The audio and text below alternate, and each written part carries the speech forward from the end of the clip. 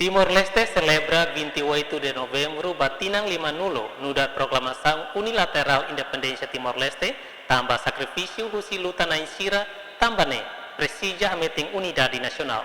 Questão nem ratohu reitor UCT, Padre José Casimiro Pinto, jornalista, e a salão UCT Balidi terça de hateten.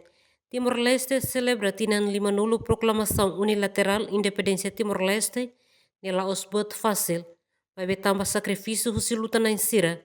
Haloi mabarak mate no fakaran, maklori raine hetan ukun rasikan. Tambane na fatin valoriza sirne luta, li husi hameting unidade nacional. Tinané celebra 50 anos proclamação unilateral da independência.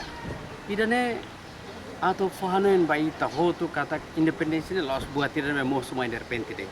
Ne processo de benar la con mos emo barak ne mori sacrificamos emo barak ne kita precisa controla taumata de dia qua ai hun timori ne atu bele buras banafatin. Atu bele taumatan ba ai hun idane bele buras na fuan barak ba abam bairua ha hoden precisa unidade nacional ida.